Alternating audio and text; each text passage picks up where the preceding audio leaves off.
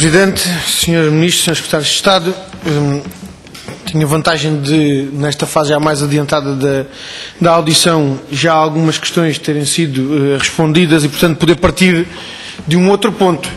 Mas, Sr. Ministro, queria dizer-lhe que, se é verdade que o Sr. Ministro tem vindo à Assembleia da República sempre que para isso é solicitado, também é verdade que a maioria tem impedido muitas das solicitações que são feitas.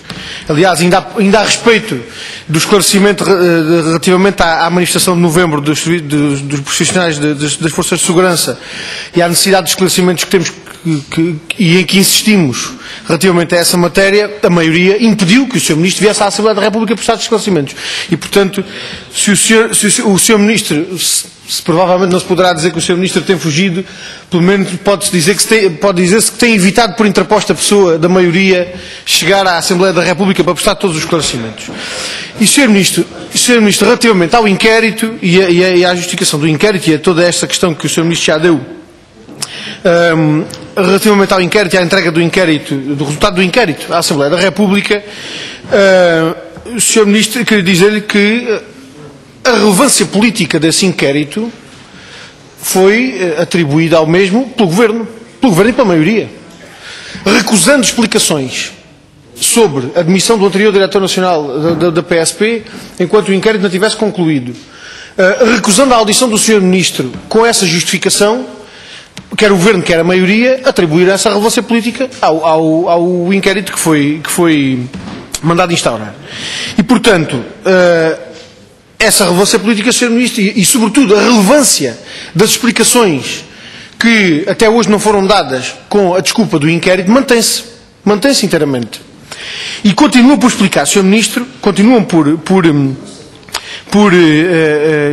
esclarecer as questões relacionadas com o Diretor Nacional da PSP. E eu queria pegar numa resposta que o Sr. Ministro já deu.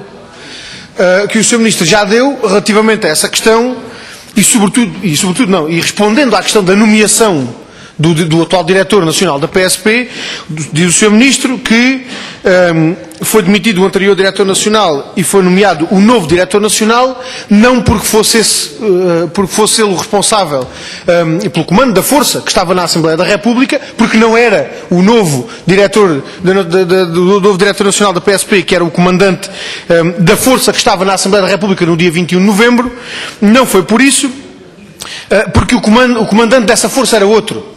Era o comandante do Comando Metropolitano de Lisboa, comandante territorial competente.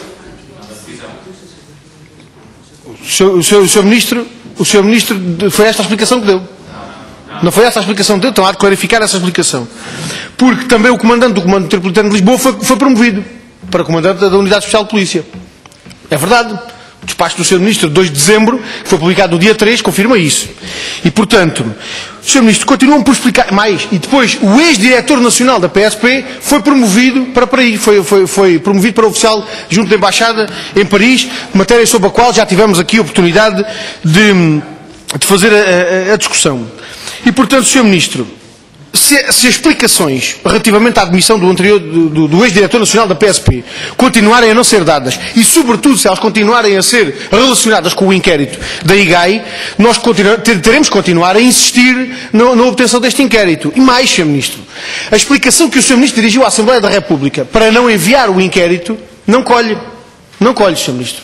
Não colhe porque, inclusivamente, a justificação que o Sr. Ministro deu naquela resposta relativamente ao decurso do inquérito, à necessidade de notificação que dele resulte, ou do arquivamento concluídos que estejam os seus prazos, já na altura não colhia. E, portanto, confrontando as datas da abertura do inquérito com os prazos que estão previstos na lei, já na altura a resposta que o Sr. Ministro deu não colhia. Aliás, tivemos uma discussão na primeira comissão relativamente a essa questão, em que até o Sr. Deputado do PSD, que fez a discussão, o Sr. Dr. Carlos Abreu Amorim, teve uma enormíssima dificuldade em justificar aquela justificação dada pelo Sr. Ministro. E, portanto, Sr. Ministro, nós não temos interesse em obter o inquérito para lá daquele que é o interesse que foi atribuído pelo próprio Governo, pelo Sr. Ministro da Administração Interna, relativamente à necessidade de clarificação, não só das suas declarações, mas da medida que tomou de demitir o Diretor Nacional da PSP. E isso continua por esclarecer, Sr. Ministro. Isso continua por esclarecer. Continua por perceber, continua por esclarecer a avaliação que o Ministério da Administração Interna fez no sentido de sacar responsabilidades ao Diretor Nacional da PSP em relação àquilo que aconteceu no dia 21 de novembro, em relação à mobilização da força para a Assembleia da República e à sua adequação ou não, e em relação à adequação da resposta que foi dada ou não, na altura. Continuamos por saber tudo isso, porque o Sr. Ministro até hoje não esclareceu rigorosamente nada sobre isso.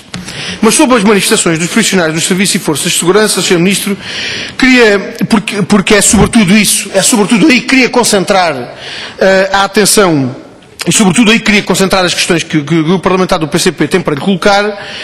Queria saber, Sr. Ministro, que resposta é que o Governo vai dar às reivindicações destes profissionais. Porque, Sr. Ministro, mais do que saber qual é a responsabilidade que o Governo tem ou deve ter ou deixa de ter, ou que responsabilidade é que pode ser assacada ao Governo relativamente à forma como decorrem as manifestações, porque relativamente a isso, nós consideramos que a responsabilidade que o Governo tem é em motivar os profissionais do Serviço e Forças de Segurança para terem que fazer manifestações para reivindicar os seus direitos. É essa a responsabilidade do Governo. A responsabilidade do Governo está na ruína que foi imposta às vidas daqueles profissionais, em muitos casos, inclusivamente, ditando a insolvência de profissionais por força dos cortes que têm sido aplicados nos seus rendimentos. Essa é a responsabilidade do Governo. E se o desfecho da última administração não foi outro, felizmente que não foi outro, isso deve-se ao sentido da responsabilidade daqueles profissionais e das organizações das suas organizações sindicais e dos apelos que fizeram para que aquela manifestação não tivesse outro desfecho. Mas, Sr. Ministro, o resultado concreto da ação deste Governo foi aquilo que motivou aqueles profissionais a saírem à rua. E o Sr. Ministro já é responsável pela maior manifestação de profissionais dos serviços e forças de segurança de que há memória. E essa responsabilidade não é uma boa responsabilidade. E esse legado não é um bom legado. E aquilo que nós queremos questionar, Sr. Ministro, é sobretudo qual vai ser a resposta que o Governo vai dar àquelas reivindicações para que aqueles profissionais não tenham uma vez mais que se manifestar, para que aqueles profissionais não tenham uma vez mais que sair à rua exigindo a dignidade e a valorização do exercício das suas funções. Porque, Sr. Ministro, a ação do Governo não tem sido no sentido de evitar o descontentamento dos profissionais, não tem sido no sentido de resolver os problemas de que aqueles profissionais se queixam. Aliás, os exemplos quer anteriores à última manifestação, relacionados com as notícias sobre o avanço do processo de inquérito relativo à manifestação de novembro e da eventual aplicação de castigos, ou questões que têm a ver com o subsídio de fardamento, quando o Sr. Ministro já sabe qual era a posição dos profissionais e das suas organizações relativamente a essa matéria do subsídio de fardamento.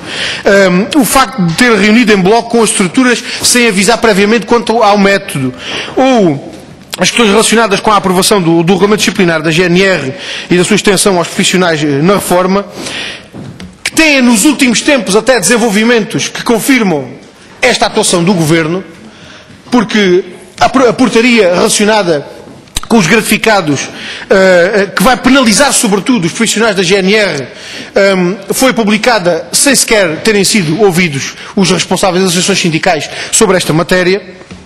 E tudo isto denuncia, Sr. Ministro, exatamente o contrário daquilo que era preciso e daquilo que o Governo tem andado a anunciar, que é diálogo. Diálogo, vamos dialogar com os profissionais, mas depois todas as medidas que vão sendo tomadas vão no sentido exatamente oposto.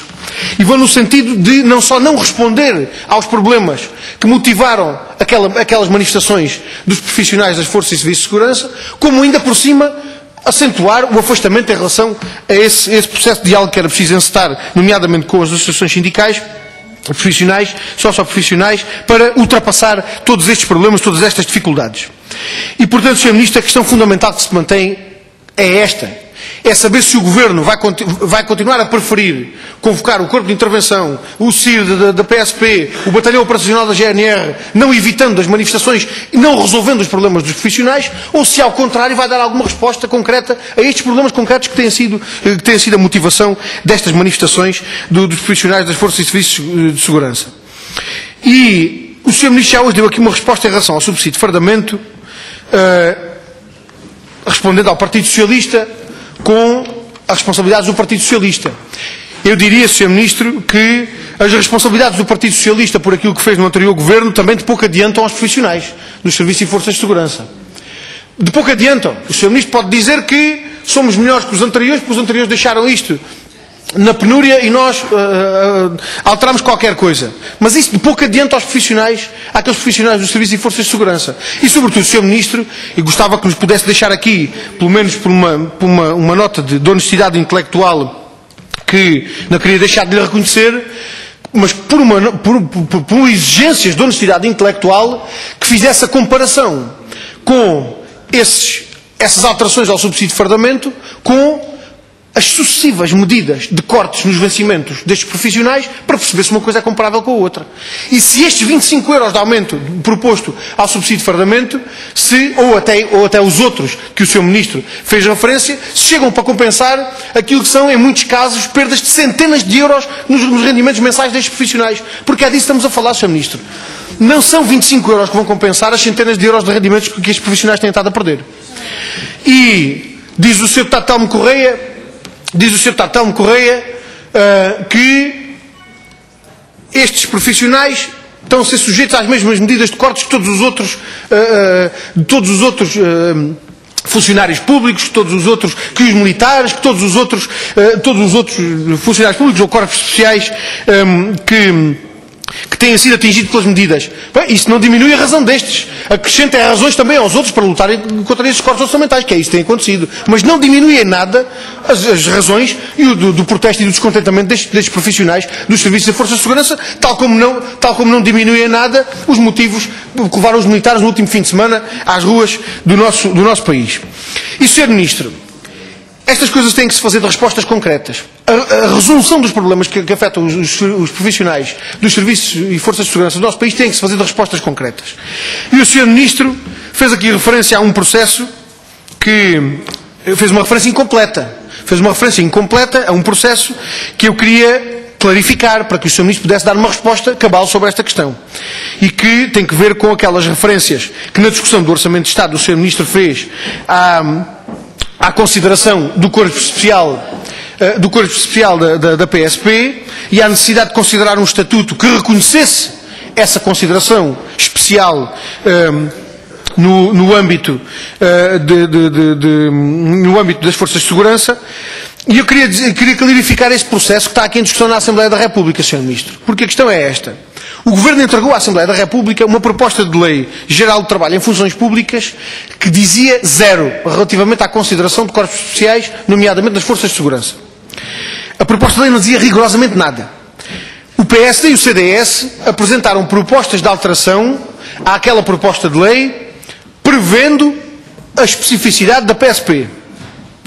E já no decurso da discussão na especialidade foi suspensa a discussão dos artigos relacionados com estas propostas de alteração. E todos eles estão em suspenso, Sr. Ministro. Eu tive a oportunidade de confirmar ainda há pouco, em face da resposta que o Sr. Ministro deu, confirmei com o deputado do PCP que integra esse grupo de trabalho, e a situação é precisamente essa. A discussão daquela proposta de lei está suspensa nos artigos que têm a ver precisamente com a especificidade da PSP. E tanto quanto foi possível apurar, exatamente por essa matéria não estar ainda decidida definitivamente. E, portanto, Sr. Ministro, nós precisamos saber, afinal de contas, em que é que ficamos. Nós precisamos saber, afinal de contas, em que é que ficamos. Porque os problemas com os serviços e forças de segurança não são de hoje. Mas a consideração desta especificidade tem trazido problemas que já não são de hoje. Nos orçamentos de Estado nós temos confrontado com esses problemas. Não em relação aos serviços que o Sr. Ministro tutela, mas em relação aos órgãos de polícia criminal de tutela do Ministério da Justiça, nomeadamente a Polícia Judiciária. Com problemas que resultaram naquele bonito serviço, que foi um inspetor da Polícia Judiciária que seguia numa vigilância, ter sido obrigado a identificar-se como tal para que não fosse cobrado o bilhete do comboio onde circulava, com manifesto prejuízo para a operação de vigilância que fazia, como está bem de ver. E, portanto, os problemas não são de hoje nem são poucos. E em relação a esta matéria, Sr. Ministro, nós precisamos saber exatamente em que é que ficamos. E em relação a este processo da Lei Geral de Trabalho em Funções Públicas, nós precisamos saber em que é que aquela suspensão da discussão e votação daqueles artigos, considerando a especificidade da PSP, vai ficar. Em que é que vamos ficar? Vai ser considerada apenas a especificidade da PSP, deixando-se de fora todos os outros serviços e forças de segurança? Vai ser considerada a especificidade de todas as funções, todos os serviços, sem qualquer distinção? Ou, afinal de contas, o Sr. Ministro vai dizer aquilo que disse no Orçamento de Estado e aquela natureza específica que tinha reconhecido à PSP, afinal de contas, vai ter que ficar para trás e não vai ser alterada nenhuma, não vai ser introduzida nenhuma alteração em relação à Lei Geral de Trabalho em Funções Públicas? Ou isso vai ser deixado ao critério da maioria do PSD e do CDS para decidir na Assembleia da República? Nós gostávamos de saber, afinal de contas, em que é que isto fica. Porque não basta fazer afirmações proclamatórias de que tem que se reconhecer o caráter de corpo social à PSP, deixando por discutir a situação de todos os outros serviços e forças de segurança e nem sequer em relação à PSP, havendo qualquer perspectiva de consideração de qualquer estatuto, estatuto profissional em que essa afirmação, afinal de contas, acabe por se poder traduzir. E, portanto, gostava, para além de todas as outras questões que motivaram aquelas manifestações dos profissionais dos serviços e forças de segurança, gostava que o Sr. Ministro pudesse dar aqui resposta a esta questão concreta da Lei Geral de Trabalho em Funções Públicas e do Estatuto Especial da PSP. E para terminar esta primeira ronda, Sr. Ministro, queria deixar aqui um registro relativamente à maratona do último fim de semana. E queria deixar aqui o registro, Sr. Ministro, da discricionariedade e da duplicidade de critérios utilizada pelo Governo quando se trata de eventos de natureza lúdica ou quando se trata de manifestações de protesto contra o Governo. Porque aquilo que aconteceu, Sr. Ministro, com a realização da mini-maratona e da meia-maratona na ponte 25 de Abril, foi, Sr. Ministro, a confirmação de que, efetivamente, aquilo que aconteceu em relação à manifestação convocada pela CGTP há uns meses atrás, foi uma tentativa de silenciamento do Governo daquela manifestação, com critérios que são critérios discricionários e que são sujeitos a uma duplicidade de utilização, consoante se trata de uma manifestação política, quando se trata de um evento lúdico.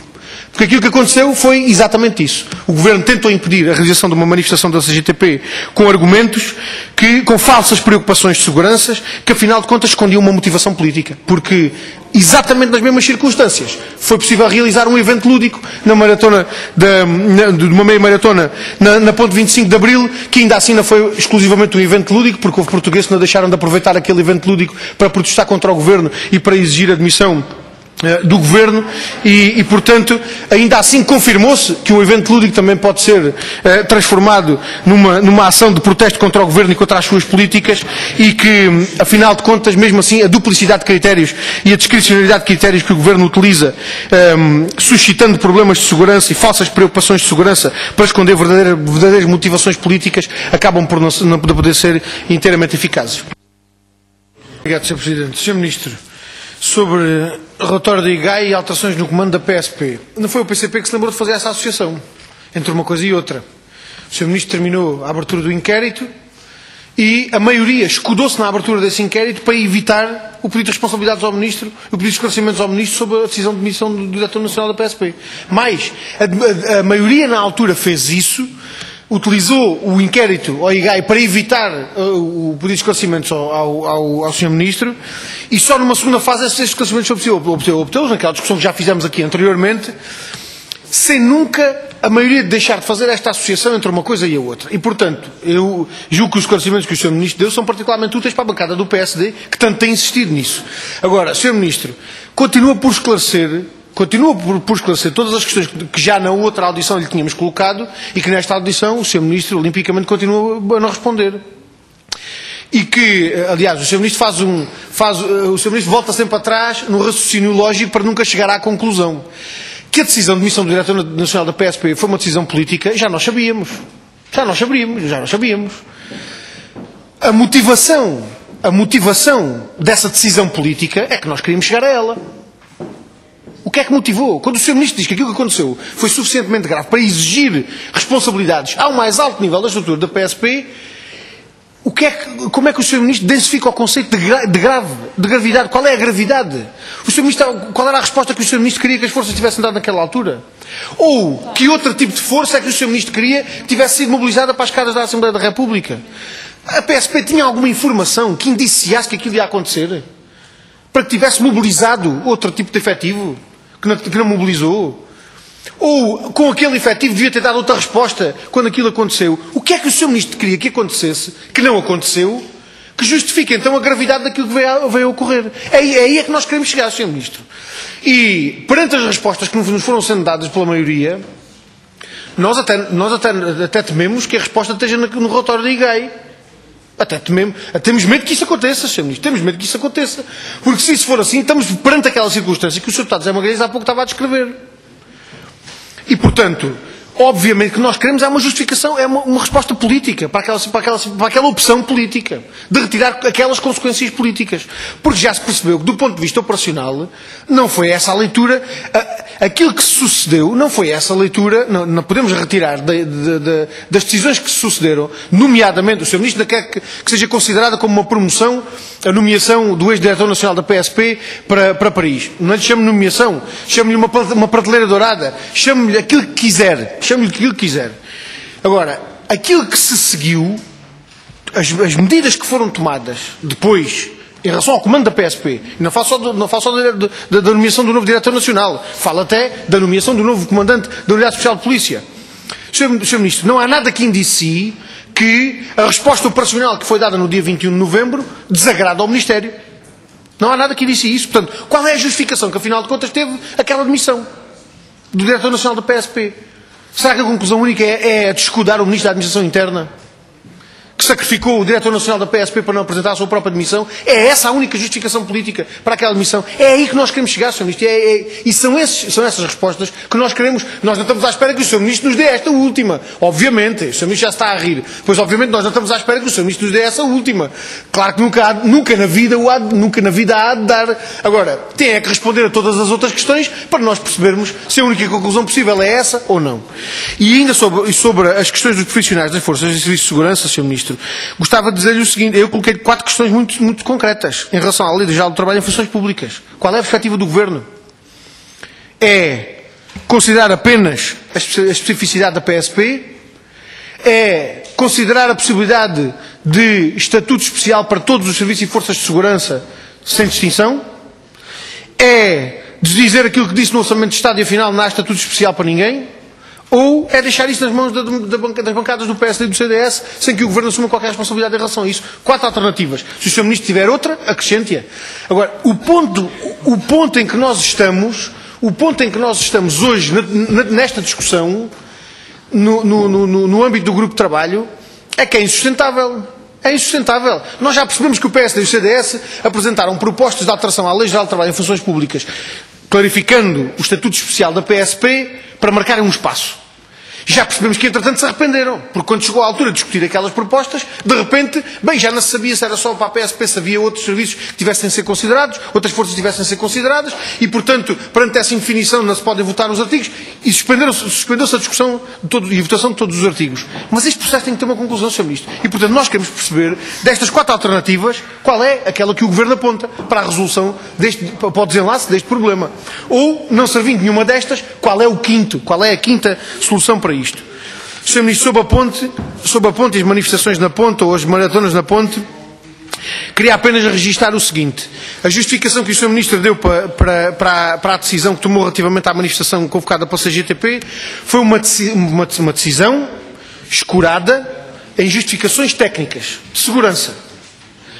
Sr. Ministro, eu gostava de perceber porque é que em todos os processos que envolvem travessia da ponte não há justificações técnicas que impeçam a realização daqueles processos, e no único processo em que interveio o Ministro da Administração Interna e que tinha que ver com uma administração política, houve esses obstáculos e houve essa decisão de impedir. É constatação de factos. Constatação de factos. E gostava que o Sr. Ministro nos pudesse responder a isso. Porque é que em todas as outras situações não há justificações de segurança que impeçam a realização daqueles eventos. E a única vez em que foi suscitada uma intervenção do Ministro da Administração Interna, ainda por mais uma matéria que tinha que ver, uma matéria de particular sensibilidade que tem que ver com o exercício de direitos, liberdades e garantias, com o direito de manifestação, em que foram encontradas justificações técnicas que impedissem que a manifestação se fizesse. Para terminar, Sr. Ministro, queria colocar-lhe uma questão que já há pouco não quis colocar para não me estender na minha primeira intervenção, mas tenho que colocar agora, e que tem que ver com o dispositivo de combate aos incêndios e com o anúncio da intenção do Governo de comprar 2 aviões Canadair para o combate aos incêndios. E gostávamos de saber, Sr. Ministro, se trata apenas de uma decisão avulso da aquisição de 2 aviões ou se há alguma se há alguma decisão relacionada com a capacidade que tem que estar associada à aquisição destes 2 aviões. E gostávamos de saber se, nessa matéria, está considerado algum envolvimento por parte da Força Aérea, se está mesmo considerada algum tipo de envolvimento e de recurso à capacidade da Força Aérea Portuguesa para garantir a capacidade necessária à operação e à manutenção destes 2 aviões Canadair, se há alguma perspectiva de articulação ou cooperação internacional que esteja a ser considerada do ponto de vista da aquisição destes 2 aviões, porque nós também temos noção de uma coisa, Sr. Ministro, aquela solução, nós percebemos, o Sr. Ministro certamente dirá que esta decisão do Governo de adquirir estes 2 aviões destina-se a evitar que aconteça aquilo que aconteceu o ano passado, quando foi preciso recorrer aos aviões croatas para corresponder às necessidades que se colocava em relação ao dispositivo de combate, aos incêndios. E o Sr. Ministro sabe tão bem quanto nós que essa solução tem de ser sempre uma solução de recurso, porque o recurso à capacidade de outros países implica sempre a perda de tempo com necessidades de reconhecimento do terreno e outras exigências que obviamente são incontornáveis. E, portanto, só o dispositivo nacional é que está em condições de garantir que essa resposta urgente possa ser dada sem perdas de tempo. E, portanto, aquilo que nós queremos saber, Sr. Ministro, é se esta aquisição destes aviões está acompanhada ou não das medidas necessárias à capacidade de operação e de manutenção do dispositivo que permite utilizar aqueles aviões, ou se isso não está a ser considerado, e se em relação a essas matérias há alguma perspectiva de envolvimento da Força Aérea Portuguesa, ou se há perspectiva de recurso eventualmente a serviços privados, se essa for a possibilidade que esteja a ser considerada.